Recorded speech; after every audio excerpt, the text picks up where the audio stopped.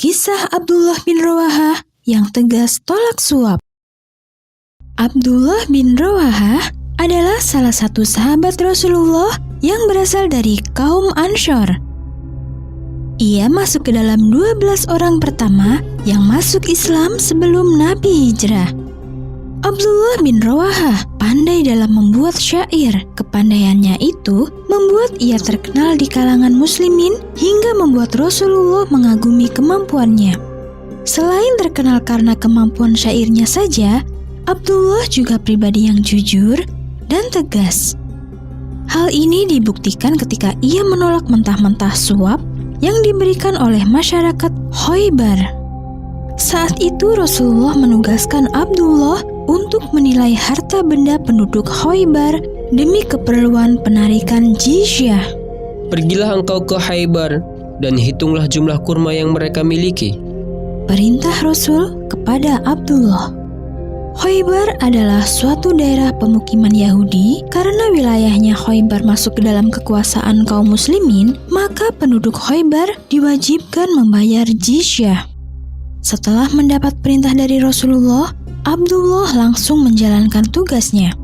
Di sana ia memeriksa jumlah kurma yang masih menggantung di atas pohon. Nantinya, jumlah kurma-kurma ini akan ia hitung untuk mendapatkan jumlah jizyah yang harus dibayar oleh penduduk setempat. Saat Abdullah tengah memeriksa jumlah kurma, tiba-tiba penduduk Khaybar memberikan perhiasannya kepada Abdullah. Tindakan mereka ini bertujuan agar Abdullah mau mengurangi jumlah pajak yang harus mereka tanggung. Namun Abdullah yang memegang teguh sifat jujur langsung menolak tegas suap yang diberikan penduduk. Abdullah menegaskan kepada mereka, "Harta sogokan yang kalian tawarkan adalah harta yang haram dan aku tidak bisa menerimanya." Para penduduk Khaybar merasa malu atas tindakan mereka dan mereka tidak lagi berani melakukan suap kepada Abdullah. Kisah Abu Umamah Al-Bahili yang berdakwah kepada kaumnya. Abu Umamah Al-Bahili adalah salah satu sahabat yang banyak meriwayatkan hadis Nabi. Ia lahir dengan nama Shudai bin Ajlan dari suku Bahilah. Nama ini dia ganti menjadi Abu Umamah ketika masuk agama Islam. Tidak lama setelah Abu Umamah masuk Islam, Rasulullah memerintahkan Abu Umamah untuk berdakwah di kampung halamannya. Perjalanan dakwah yang dilakukan oleh Abu Umamah tidaklah mudah, karena ia harus melakukan perjalanan panjang dari Madinah menuju kampung halamannya. Pada awal kedatangannya, Abu Umamah disambut baik oleh kaumnya. Ia bahkan mendapatkan suguhan makanan lezat, tapi sebagian makanan tersebut berasal dari darah. Di tengah acara makan-makan itu, salah satu petinggi kaum Bahilah bertanya, "Aku dengar kau sudah keluar dari agama nenek moyangmu dan mengikuti ajaran laki-laki bernama Muhammad." Abu Umamah tersenyum dan berkata, "Bukan seperti itu. Aku hanya beriman kepada Allah dan Rasul-Nya. Dan aku kesini diutus Rasulullah untuk menyebarkan ajaran Islam kepada kalian semua." Mendadak suasana meja makan menjadi hening. Beberapa petinggi mulai menunjukkan rasa ketidaksukaan terhadap Abu Umamah. Suasana menjadi semakin kacau ketika salah satu petinggi menawarkan makanan yang berasal dari darah kepada Abu Umamah, namun ditolak halus olehnya. Abu Umamah berkata, "Maaf, tapi darah haram untuk dimakan. Selain itu, tujuan saya kemari juga untuk melarang kalian memakan darah dan mengikuti ajaran Rasulullah."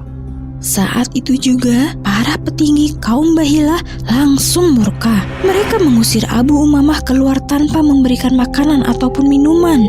Abu Umamah yang lapar sekaligus kehausan kemudian beristirahat di sebuah gudang. Ia bahkan sampai tertidur di gudang itu. Dalam tidur, Abu Umamah bermimpi didatangi oleh seseorang yang memberikannya makanan dan minuman. Abu Umamah pun memakannya dengan lahap hingga kenyang. Sementara itu, salah satu kerabat Abu Umamah memarahi para petinggi kaumnya yang tega mengusir Abu Umamah keluar dari desanya dalam keadaan haus dan lapar. Laki-laki itu kemudian berkata, "Seorang laki-laki dari tokoh pembesar suku datang mengunjungi kita. Namun kalian justru mengusirnya. cari dan berikan ia makan dan minum seperti yang ia inginkan." Mereka kemudian mencari Abu Umamah dan menemukannya sedang tertidur di dalam gudang. Mereka lalu meminta maaf kepada Abu Umamah atas sikap kasar mereka. Para petinggi suku Bahilah juga memberikan Abu Umamah makanan dan minuman yang tidak terbuat dari darah. Keteguhan hati Umamah dalam berdakwah telah mendatangkan pertolongan. Kisah Nu'aiman, sahabat Nabi yang paling jenaka. Nu'aiman bin Amr bin Rufa'ah adalah salah satu sahabat Nabi yang berasal dari suku Anshar. Ia merupakan sahabat Nabi yang paling jenaka dan suka membuat orang-orang sekitarnya tertawa. Meskipun begitu, Nu'aiman taat kepada agama. Namanya tercatat sebagai mujahid yang bergabung ke dalam barisan kaum muslimin ketika perang Badar terjadi. Nu'aiman banyak melakukan banyak hal-hal usil yang membuat Nabi dan para sahabat tertawa. Salah satu hal yang pernah ia lakukan adalah ketika ia memberikan madu kepada Rasulullah. Cerita ini bermula ketika Nu'aiman melihat seorang penjual madu yang tengah kelelahan, sedangkan jualan yang ia bawa masih banyak. Nu'aiman yang tidak tega akhirnya menghampiri si penjual madu. Lalu ia mengajak si penjual mengunjungi rumah Rasulullah.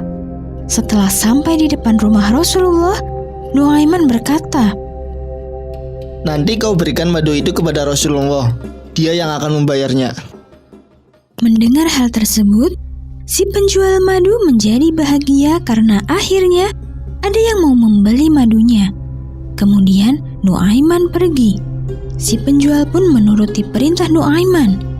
Ia memberikan madu itu kepada Rasulullah dan berkata, Nu'aiman menyuruhku memberikan madu ini untukmu, ya Rasulullah. Rasulullah yang mendapatkan kiriman madu dari sahabatnya seketika menjadi senang. Namun rasa senang itu tidak berlangsung lama. Kemudian si penjual mengatakan, "Dan ini tagihan yang harus engkau bayar." Rasulullah langsung geleng-geleng kepala. Ia menyadari bahwa ini usilnya Nu'aiman. Mau tidak mau, Rasulullah membayar madu yang dikirimkan oleh Nu'aiman. Keesokan paginya, Rasulullah bertemu dengan Nu'aiman.